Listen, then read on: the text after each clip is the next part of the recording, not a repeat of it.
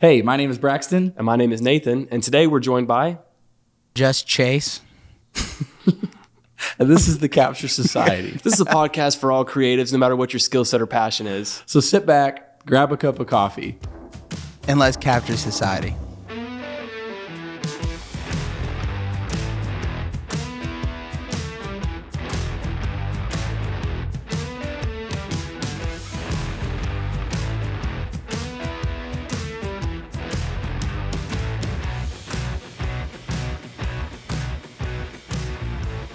Welcome back to season 2. Feels weird. Feels weird. Feels like we're flip-flopped. Chase, how does it feel to be on season 2? I'm honored. Am I actually kicking off season 2?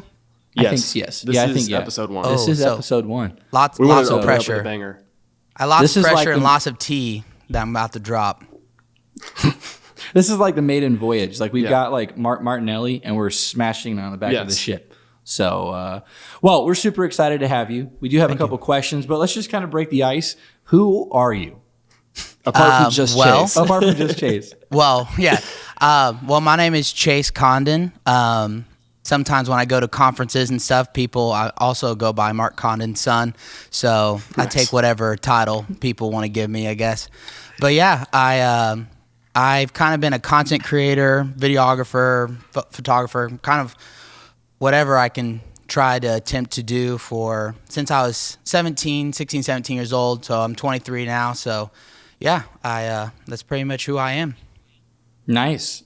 You're a fellow frolfer, right? You throw the discs. I am. I actually went today. I came from here, from disc golfing to here, and I hit my first ace today. So I'm pretty It's pumped. because he's Now- on the Capture Society. Yeah. It was kind of like a fake ace. What happened is me and my friend, we tied. A face. And we were like, hey, here's a 150-foot throw. Like, we went back to a hole, and we're like, first one to make it in 2 minutes does it. And we just threw it, and I hit it on my fourth shot. So it's like a fake Nice. ace, but I'm claiming it. Hey, we'll give it to you.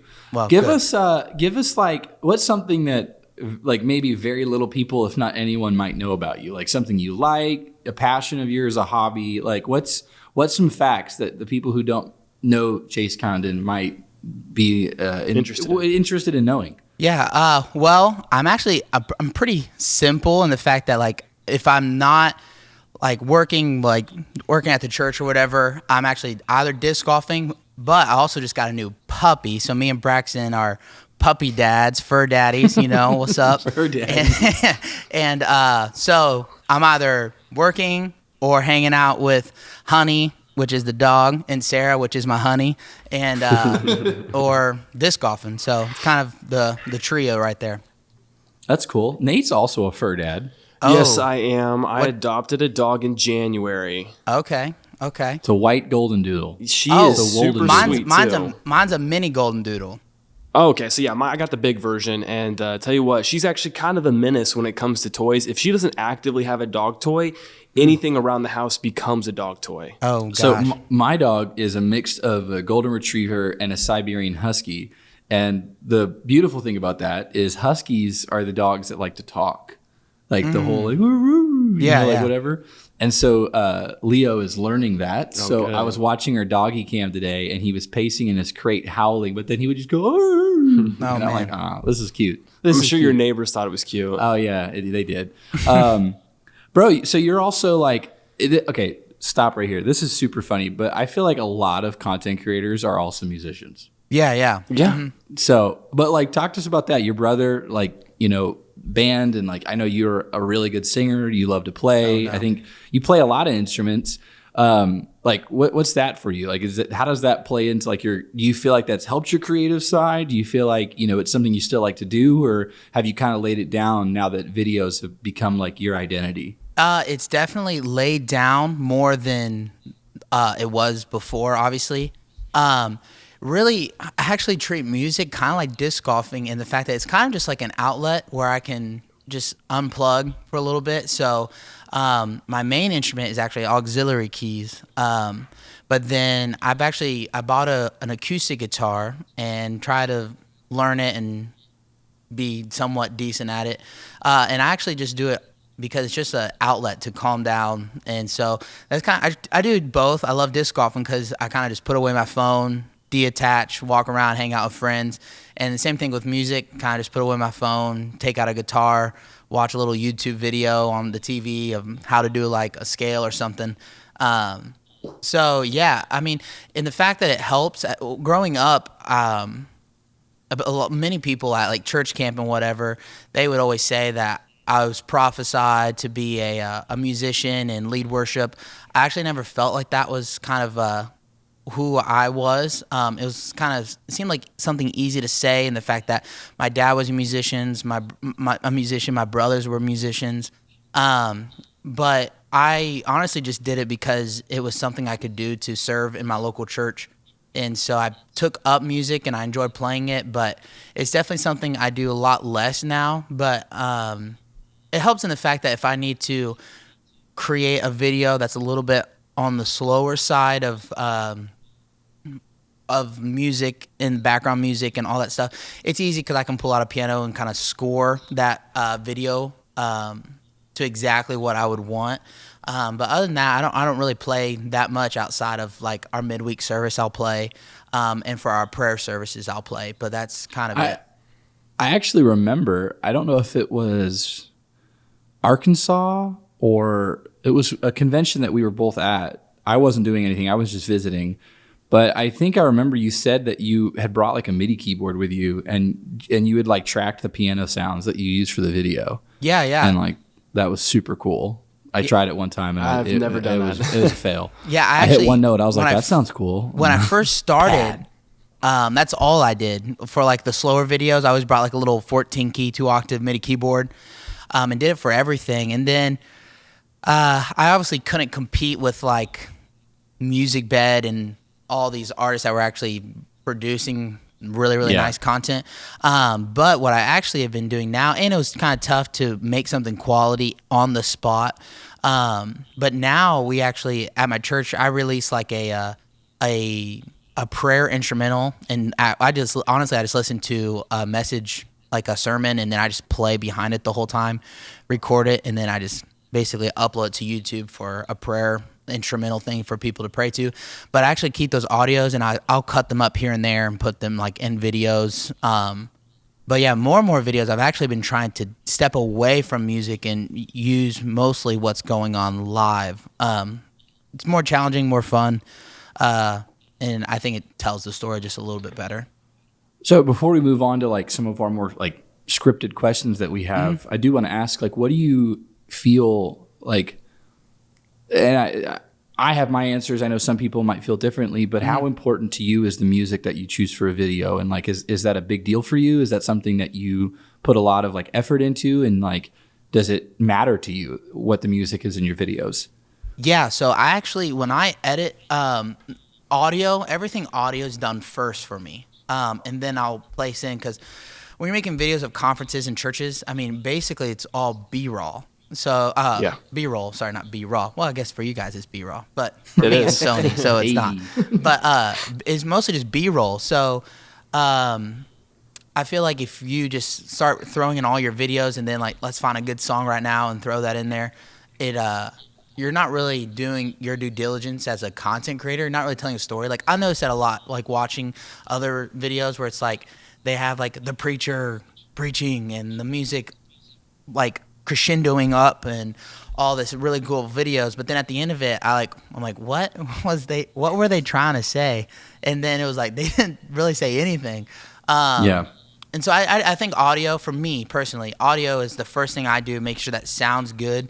Especially if so lately I've actually been using like the Zoom 6 recorder, which is actually what I'm using right now to record my audio. But I've been actually using that or like a wireless transmitter and transmitting all the audio from like the sound guy, if the sound guy is a good sound guy, and using their audio and then making the video and then exporting the audio of the video into like Logic, mastering through like Ozone, mastering and some other plugins, and then bring it back into the video just to give it a little bit more of an oomph, and everything there is live. So I feel like you can tell the story again like a little bit different because everything that you're watching and hearing happens from there. And then I'll just use like a pad or like some wind to help transition these moments in the video? Yeah. So my workflow is very similar. I lay out all my audio first before I even touch the visual side of a video. But it's interesting that you mentioned that you've been kind of trying to step away from like sticking to like a song, and you've been trying to go more of like the actual audio that's there present in service. Yeah. Because, you know, the more you make a video, it's not stale is the wrong word, but it does start to feel a little bit repetitive. Like, I feel like I'm doing the same thing for every video. Yeah. And like, you know, it's becoming less of a dynamic experience just to slap a one track underneath a video and then just roll with it. And it's incredibly challenging because I've tried several times to pull that audio track back. And then it's like the backbone of the video for my workflow. Yeah. And it's caused some issues where you really have to start developing your skill. And I think it's something that's a fresh take on the recap, which a couple years ago was relatively new, but now is seen. It's very common. Yep. And so that's a very interesting point to make. Yeah. Another question we have for you. I remember when it happened, you'd be surprised the amount of waves it made. But when you switched to Sony, dude, everybody was questioning Canon. Like everybody in the content creator group chat was like, should we switch to Sony? Like what's happening? So what made you go to Sony? Yeah. So I'm actually still a Canon fanboy. I pray one day I can sell my Sony. The only reason I say that is I just like the workflow. There's still some files that I don't enjoy. Like I actually don't enjoy working with the file of Sony. But Sony has better, more reliable and better features out right now than Canon, which is kind of hard to admit. I actually still use all Canon lenses with my Sony. Which is, I guess, a no-no. It throws people off when they see, like, the red ring and then the orange body. But, no, yeah, I liked it because multiple things. I started doing longer format stuff, kind of like this, where I didn't want to have to rely on, okay, we're at 28 minutes. I need to find a stopping point so I can stop and restart my camera. Yep. Or I didn't want to have to set up, like, my Ninja external recorder every time I wanted to shoot a long format video. And if I needed more than one camera, I didn't want to do that again. And so the Sony I have is that Sony a7S III. And it has unlimited stop and there's no like record limit besides just your storage limit, which I love. And I love ProRes RAW, which I guess Canon can do that I guess now. But I love the fact that I could do that, ProRes RAW, unlimited record time. I like the picture profile actually better, like because Canon only gives you like your normal standard, then your C-Log 1, C-Log 2. Sony gives you a lot of options. And so actually right now I'm using the Profile 11, which is what's on their FX9, which I enjoy. Yeah, it's easy to edit. It's quick to edit. But yeah, so I wish Canon had something like that, like Sony, that has unlimited record time, no heating limits, a great battery. Like I'm just using the standard Sony batteries, and I'll probably get about 2 to 3 hours of battery life for me personally. Yeah. I don't run my screen brightness full time, but at like full brightness, but I get good battery. I can do a whole church service with one battery, and sometimes I can do a whole day, like morning recap and then an evening recap on one battery. So I enjoy that. Yeah. And the Sony Tough Card, they're kind of pricey, but they're really, really fast. So I enjoy having the fast transfer speeds. So let's transition here to one of the first questions that I wanted to ask you. And, something we hear in the creative world, constant debate everywhere you go is, don't be a gear junkie. It's not about the gear. To an extent, yeah, I understand. Like, if you can't make something great with an iPhone, sure. But, like, we live in a world that's got a lot of availability. And I think a creative that values the newness of equipment, but also, understands the contentment of what you have. So I would ask you, how do you balance the need for new equipment with the need for a contentment in what you have? Because for my history with you, like I remember getting into this, like, you used and abused everything out of whatever was your T2i or whatever you had. And when that hit its limits, like I remember you'd saved up money and you got a 5D Mark IV. Little funny fact, that was my first vlog. He bought the 5D Mark IV. Yeah. When that dropped. And then you used that, and then I remember you got a stealer deal on the 1DX Mark II, And, so I think from a distance, people think, Chase just buys the newest stuff. But I also know you to be an incredibly wise man with your money. So how do you, as someone that like, maybe you aren't, I don't know. But like, how do you, as someone that has seen the benefits of new equipment, but also knows the benefit of just like learning and digging into what you have, how do you balance that?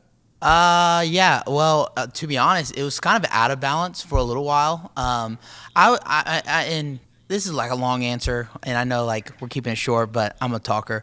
But yeah, I grew up in a family that was, my dad, I was very blessed, and my dad taught me a lot of good habits. I never had an allowance. I never had anything like that, but the habits that he taught me like helped a lot. And so, yeah, my dad had a company, and they were doing a bunch of like lesson videos, and he said, hey, you can have this camera. It was a T3i. You can have this camera, but you have to make these 2 videos for me every single week. They were like 30-minute long instrumental, like guitar lessons, drum lessons, stuff like that. And so I was like, yeah, for sure. So I did that. I enjoyed doing it. That's kind of actually how I got started in videoing. That was the first thing I was doing. And then I would go to my brother's concerts and video that and just have fun, whatever. But and then I found out, what was it called? Cinestyle. Not Cinestyle, Magic Lantern. When I found Magic Lantern to hack from the my camera. T3i, that was a game changer for me. It was like jailbreaking your camera. Yeah, I remember I did it, and I was like, ooh. I almost did it to my like, 6D. oh, this is what a nice camera feels like. I thought it was the stuff. And then I remember I actually hired a videographer to come help me do a little like 3-camera angle recording of my brother's concert. And I was an auto person. I shot everything auto. I was about 15, 16 years old at this point. I didn't really know what I was doing. And he showed me he had a 24-70 2.8. And I remember thinking like, oh my God, that's how you get the blurry back. Like, that's so cool. And so I talked to my sister, which was a photographer, about it. And I actually skipped the 50 1.8, the nifty 50 stage. And I just went straight for the 85 1.8, which actually... I met with, like, I guess I'm going to answer the question. It's going to take me a second to get there. But this is actually a cool point. My dad had a company that he hired to do all of his live recordings. And my dad was like, hey, you should take this guy out to eat and ask him all the questions. So I asked him all the questions. And one thing he said that he did first starting out was he never bought his gear out of his money. Like, while I was still young, I was living with my parents, and honestly, they were taking care of me. I didn't have any bills. I didn't have a car. My mom dropped me off to everywhere I had to shoot, kind of thing. Well, at that point, he was like, just use all the money you make, charge the amount of what you want for your gear. So I wanted an 85 millimeter 1.8. I think it was like $350. Actually, long story short, Braxton bought it from me. Like, funny I think story. Like $50. I gave it to Nate. Yeah, that was one of my Yeah, first like good lenses. Yeah. I said, bro, this is broken. You can use it. I if did you an want. engagement shoot, and the guy was like, "Hey, how much do you want to be charged?" And I was like, "Hey, $350." Like, that should do it. I was like, "But can I have the money first so I can buy a lens? And if I don't give you the product smart. within 2 weeks, I'll give you all $350 back." And he was like, yeah, sure. I was like, cool. Well, then that video was better than anything I've ever done. And that's kind of like how I got started, like with gear and everything. But I've actually felt like I was always out of balance. I never did anything super unwise with gear until I got married. And then I had to like, okay, so like mortgage, house payment, pay off cars early, or new Peter McKinnon bag. And I was like, new Peter McKinnon bag. Like, forget all the mortgage and everything. No, but I never did anything out of whack. So one thing that my dad taught me at a young age is I opened up like 5 bank accounts as my Christmas present, and he put like a couple bucks in each one, and he told me like, hey, this account gets this percentage, this account gets this percentage, so on and so on. And there's one account that gets 15%. And he said, this account 15% is for whatever business you own in the future. You use this account only to buy stuff from there. So the way I saw it is, I would only buy something if I saw that account had enough money to buy what I wanted. So I never took out of my investment account, my missions account, my play money account, which was like my food and having fun. It was only for business things. So that's how I've always bought my gear. So yeah, I felt called at a conference, and like, this is what I was going to do. And I kind of emptied that bank account and bought my 5D Mark IV and a lens and a nice bag. And I'm like, this is me now. This is what I'm going to do. And then I had the 5D Mark IV for a long time. Then I bought the EOS R. And then actually someone came up to me like, hey, I want to buy a camera from you. Do you have one to sell? And I don't think I did them dirty. I think I just played on ignorance. But I was like, hey, I'll sell you this 5D Mark IV for $4,500. And I was like, it has C-Log on it. I did ship it to Canon and get C-Log on it. But I was like, honestly, it was like a year after the EOS R already came out. And I was like, it has C-Log on it. It's what I've used for like all my main videos, 4K, like trying to sell them on all the features that it had. I was like, I'll give you a compact flash card, a compact flash reader, and the camera and a battery, 2 batteries and a charger. And he's like, oh, for sure. Yeah, like, let me get my tax return. And hopefully he doesn't watch this. He probably will. But anyway, so yeah, he bought the camera, and I actually went and bought 2 EOS Rs with the money he gave me. And that's kind of what I was. I used those 3 EOS Rs for a long time. Bought a couple more throughout like when COVID first happened. I bought a couple more EOS Rs because we were doing multiple camera shoots at our church, and I just wanted to have like as many options as I could to do kind of whatever I wanted. And then I sold multiple of them, and I sold all those cameras and bought this Sony a7S III. I still have most of my cameras, but yeah, like the 1DX3, a friend of mine actually bought a GoPro and kept buying and selling, buy low, sell high for like 2 years, and bought the 1DX for the same price as a GoPro. And then he sold me the 1DX for like $3,000, which was a really good deal at the time because I think they were still going for like $5,900. So I got a good deal on that. That was my main camera until this Sony camera. So do you think so talking to a creative, right? Someone that may be either new in this or old in this, like, is it important to kind of grow with the cameras that, are out and like kind of stay relevant as far as gears, or, do you think it's wise to just kind of stick with something? There's little things that you can do that make you better than like having a nice camera, nice gear. Like still to this day, one of my favorite lenses is a 50 1.2, and it's actually just the same as the nifty 50 but 1.2. So it's like it's not even that crazy difference of a lens. And so I don't think gear makes you. Like Aaron Shields, he was like one of the best keys player I've ever personally like seen play. And I remember he played at North American Youth Congress on the same synthesizer that was in my youth center growing up that we always talked trash about. And he made it sound so good. And that's when I was like, no, like I'm just playing it wrong then. And so I definitely think it's more the mind, and there's a lot of stuff you can do. Like there's actually a girl in our church that shoots on a T5, and her photos are awesome. And you won't be able to tell any difference between the EOS R, the A7S III, the T2i, the 5D Mark IV, all the cameras that all of our photographers are using at the church. You won't be able to tell which one's hers and which one's not. And I think it comes down to knowledge, like how you use it, right? Yeah, there's multiple things. Like, that's pretty much it. I mean, it's really, are you pushing yourself and knowing the limits? And that was really like the reason I remember the reason I upgraded from the T3i to the 5D Mark IV is all I wanted was 60 frames a second, and I couldn't get that. Like, and that was the reason I bought it. Like, I want a camera that can do 60 frames a second because I couldn't do slow-mo with what I had. So I maxed out where it's like the things that I want to do, I cannot do. And that was really the reason I wanted to buy the A7S III is I wanted to do 120 frames a second with autofocus in 4K, and there was no camera that could do that for me. And then when I realized all this stuff, I actually don't even shoot 120 seconds really ever anymore. Everything I do is in 60. But there were certain things I wanted to do that I couldn't. Like I wanted record limit. I didn't want a record limit, so I bought a camera. There's things I wanted to do that I couldn't do with the gear that I had. So I'd say, it's good. Stay relevant to like the gear that's out there. Make sure it fits and like upgrade based on need, not want. And what's going to help you complete your job. The best that your workflow is. And if you can, like if you're looking to buy gear, I definitely recommend doing the method kind of like that I did, and it's the fact that like if you have a full-time job and you're doing some side stuff, you're doing some weddings here and there. My mic keeps falling. You're doing some weddings here and there.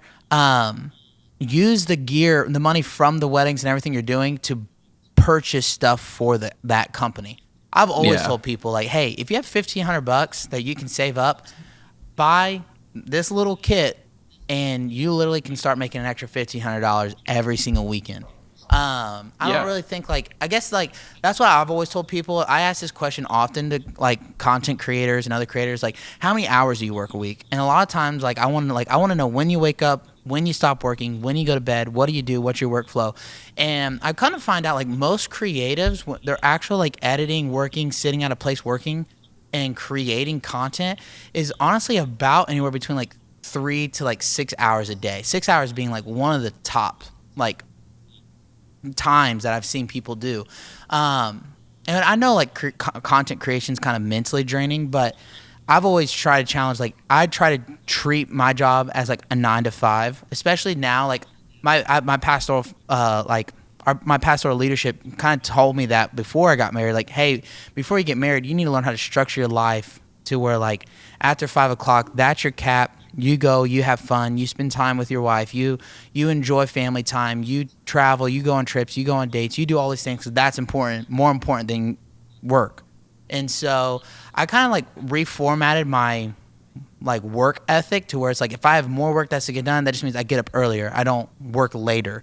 And that's kind of, I know that's not really a question, but I use that time, find that time and that money when you create stuff from creatives. Don't just hey, here's my food budget, here's my one account that's all my money's chilling in. I'm going to pull money out of that to buy what I need.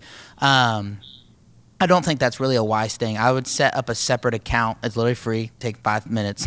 Set up a separate account for everything you need to do with your side business, because that way I'm going to put 10% of here. It might take me a little bit, but at least saved up $1,000. Start with this. Put 10% of everything you make into this account, and then you'll be pretty surprised at how fast that account will grow, where it's oh, now I can go buy a new tripod and a new bag or a new computer or an iPad or something that's going to help that workflow. And even now, go ahead. No, I was just agreeing with you. Yeah, and even me now, for instance, I really want the new M1 Max MacBook, and I'm like, man, I can't really justify I need to sell the computer I have now to get that until I haven't ordered it, but I want to really bad. Instead I bought a puppy, but I wanted to order it so bad, and I almost did because of this. I don't ever charge hourly for work. I do either a day rate, or most of the time I actually do a project rate with a person, because I try really hard to more have a relationship with people that I'm working for, rather than very, very business. I know some people, they completely disagree with that. That's just me personally. I love all that. I think it's important. We're all techie nerds and we want new stuff. Well, actually, okay, so investing in good gear is a gift that keeps giving, because you mentioned the 85. I literally had no clue that at one point that was your 85, but you invested in good gear. You used it up to the point where it was okay, I no longer need this. And then you passed it off to somebody else, which happened to be Braxton. Yep. Braxton used it until he was done with it. He passed it on to me. At that time, I was still very new to shooting. And so that 85 came in clutch for me. And it just, it really opened a door for me to take the next step with my shooting style. And then when I had finished with it, I gave it to my, at the time, roommate in Kentucky who just started videography. And so because of a good gear investment that you made, it actually had a trickle effect where it helped further the career of multiple content creators. So I think it is important that you do invest in good gear. But obviously you don't want to overkill it. You don't want to be buying gear that you're not going to use. Yeah. I have a very minimalistic gear kit. I only own 2 lenses, and then they're the lenses that I use all the time. If I didn't use them, I would sell them. Yeah. And so I just keep it very, very compact. Yeah. I think if any creative kind of were to look over their history, there was a definitive moment for me where I realized more production-based video was where I wanted to go. And so I got out of the hybrid game and said, I'm going full-fledged into this black magic stuff, because for me, I wanted to do live recordings. I wanted to do, virtual events and, maybe short films someday or documentaries or whatever. And so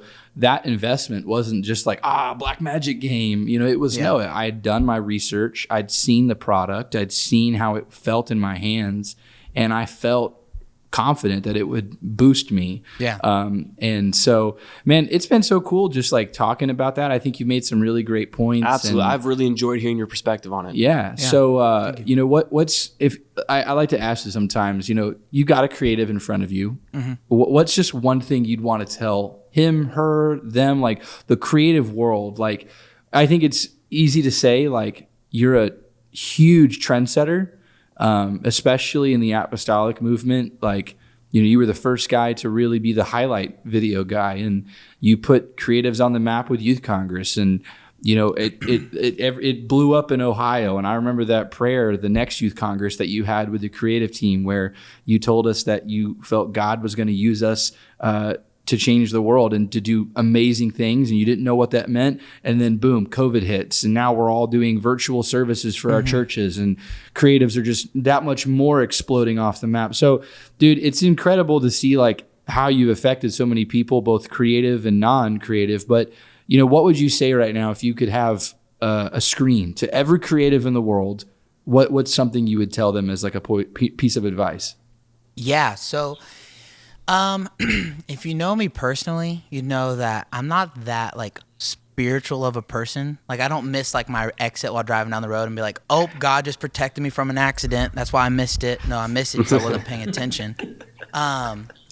But I missed the exit coming here. I can promise you that's not what I would say. I was probably the opposite. I was like, oh my word. I'm not spiritual either. That's bro. how my mom was. I'm like sitting in traffic. My mom's like, well, maybe God's protecting you from an accident up there. I'm like, no, he's not. It's just some idiot was texting and driving, got in an accident already, and now I'm just late to what's going on. So yeah, like I was never that spiritual of a person. But the last like three, I would say 3 years for me, I figured out a lot of it's not worth it. Like for me personally, I don't enjoy doing any work outside of the church. I remember actually my roommates, Cade, Abbott, and Luke Stumbo, we were roommates. And I remember we were kind of like all there just like butting up and emotional one night at our house just talking about like what God has done. And I remember thinking like, you know, I know several pastors that have to work full-time jobs and they're police officers while trying to pastor a full-time church. And I came from a church plant. I know how hard and how much pastors work. And so many pastors work so hard and they have to work a secular job. And some of them feel called to do that. But I'm blessed and fortunate enough to make a living, provide for my family, and do it all while working in the church. Some things aren't worth it for me. There's been some secular opportunities, and there's also been some non-apostolic church opportunities to go and video for some bigger churches and well-known churches. And I've actually taken a couple opportunities. I remember one time specific, I got asked to video a conference called Dominion, and Travis Green was leading worship, and Stephen Furtick was preaching that night. And they asked me to come and do like a recap video, and I went. And I remember I called all my friends and like, hey, pray for me. Like, this could literally be like career altering. And several opportunities like that happened. And every time I showed up, I remember, especially at this is an event where it pivoted for me. The person that was my contact came up to me and goes, hey, man, I really don't have an answer for you, but we can't use you here. And it was almost like instant, like, yeah, I know why. Because to be honest, I'm not supposed to be here. I didn't say that, but I took it. And so some things, again, they're not worth it to me. That opportunity probably would have changed my life if I followed through. I think God protected me because I was going to follow through on it. But this is me personally. I believe the message of the church, the apostolic church, the apostolic doctrine, is obviously essential for eternity. And there's a lot of people, great people, and good-hearted people out there that attend churches that are great people, but they're missing just a little bit of something. And I don't want to promote the little bit of something like, hey, there's not, like, I don't want to promote the wrong thing and lead people astray. So I've pretty much solely worked for the church. I've done some weddings and some like here and there gigs that are like, hey, this would be a good opportunity, make some extra side cash, but I don't pursue them. Just because it's not worth it to me. I would rather make way, way less. And obviously, like, if you're a consecrator in the church, you know, like the church, I even had a call today where someone's like, hey, bro, you can do this this media account. They honestly would probably pay you anywhere between 40 to 60 grand a year to do their social media. You'd have to fly to Texas once a month to kind of meet them. It'd be a great opportunity. And I'm like, man, I don't know if that seems worth it to me. I would rather make a quarter of that and be able to be with some friends and knowing that like everything I'm making has a purpose, a greater purpose. So I know that's dude, not. It's that right there is like it's so hard to quantify that into a single statement because you know I'm nowhere near the level of expertise that you've reached, but I've had moments in my life where decisions that I made and things that I followed. They seemed cool and they were lavish and I'd get cool accolades and people would be like, bro, that was so cool. And, you know, in the recent couple months last year, I've kind of, you know, said, you know what, I can't replace the feeling that I get when I'm at an apostolic conference and I'm making content that encapsulates an apostolic message that's going to reach the world. That like, I've made far less doing work for the church than I could have made if I didn't do it. You know, like I could have saved money staying home sometimes. Yeah. So I think that's amazing, man. And like I said, we're just so happy that you were able to join us and share your heart. You've been an inspiration to so many creatives, present company included. And so we really appreciate you coming on, taking some time out of your busy schedule to be with us. Yeah. Well, thank you. Dude, we'll have to maybe bring you on for another episode because I feel like we could talk forever about literally stuff. forever. Most definitely. Yeah. I'm a talker, so don't call me because I'll probably talk for a couple hours. But yeah, no, I would love to in the future if there's another opportunity to come on. I think it's awesome the fact that fellow creatives are doing something to push the kingdom, and that's kind of that's the number one thing. I mean, if you're creating stuff and it's not like in the world that we live today, and not to be all dark gloom or whatever, but like, what is the point? I mean, I don't think there's not much time left. So when we're creating stuff, what's the point if it's not going to make a difference? No, man, I'm right there with you. That's a great viewpoint. So, well, thank you so much for listening to this episode. As always, if you have questions, you can hit us up at thecapturesociety@gmail.com. Be sure to follow Chase. We'll link him in the post so you can go check him out, see his content, follow along with his new puppy. But also, you may have noticed this episode is significantly longer than our previous episodes, and that is because we are now posting on YouTube instead of Instagram. Yep. We got a lot of feedback that you guys thought maybe longer form episodes would be better, and we felt so bad about some of the guests we brought on and had to cut them short. Yeah, cut them short. They have such good stories. And so any last words, Chase? Any things you want to say to our viewers, our listeners? No. I mean, again, if there's other episodes, there'll be more to talk about. But I guess the biggest reason my sister always says is, why are you doing it? And if you don't have an answer, I would look for an answer. Because there should always be a reason. Love that. Great advice. Great advice. All right, we'll see you in the next episode. We'll see you in the next episode. Catch you later. Absolutely. Thank you. I'll see you.